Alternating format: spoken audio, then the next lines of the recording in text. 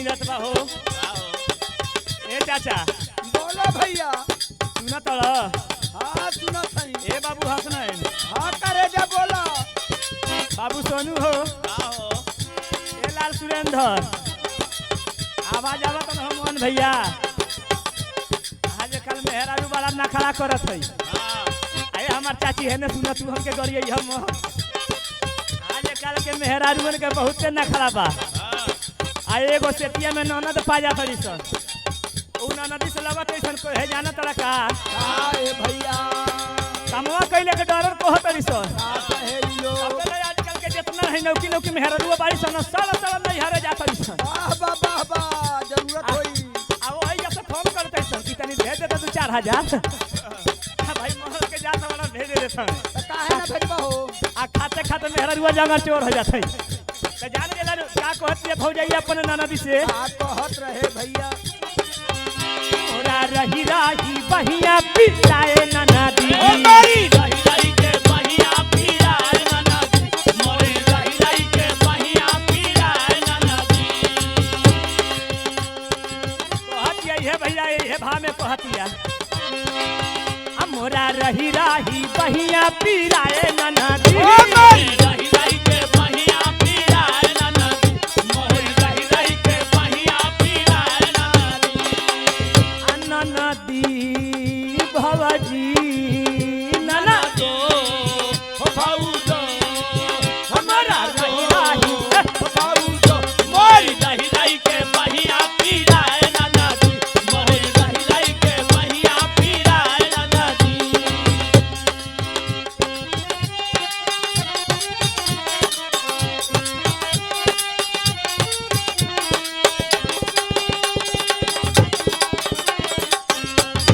कटानी कैसे बनी हो फुलौरी बिना कटानी कैसे बनी फुलौरी बिना कटानी कैसे बनी कैसे बनी हो राजा कैसे बनी।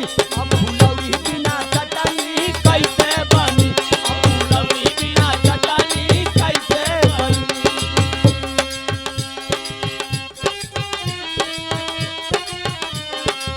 ये कहतिया जान गेला का कहतिया। सहेली अरे बाबू मोरा खेले ना धुरिया ये मटिया ओ में। बाबू मोर खेले ला धुरिया मटिया में। बाबू मोर खेले ला धुरिया मटिया में। अरे बाबू मोरा खेले ना धुरिया ये मटिया ओ में। बाबू मोर खेले ला धुरिया मटिया में। बाबू मोर खेले ला धुरिया मटिया में। बाबू के साबुन से मलमल नहवा दा ननदी। अब के साबुन से मलमल नहवा रे ननदी। अब के साबुन से मलमल नहवा रे ननदी।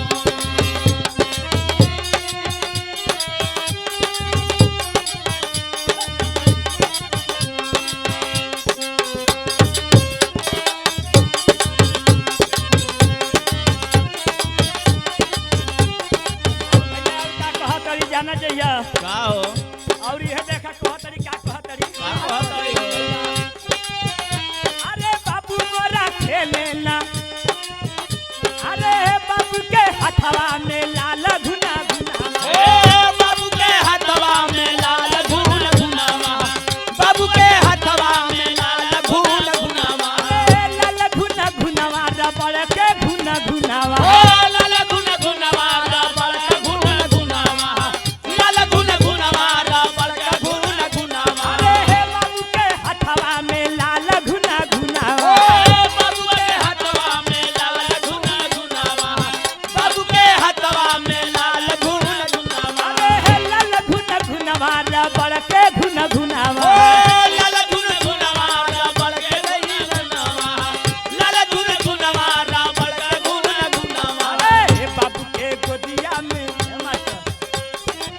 बाबू के गोदिया में लेके खेलावा नाना ओ बाबू के गोदिया में लेके खेलावा नाना दो। बाबू के गोदिया में लेके खेलावा नाना दो। बाबू के गोदिया में लेके खेलावा नाना दो। भवाजी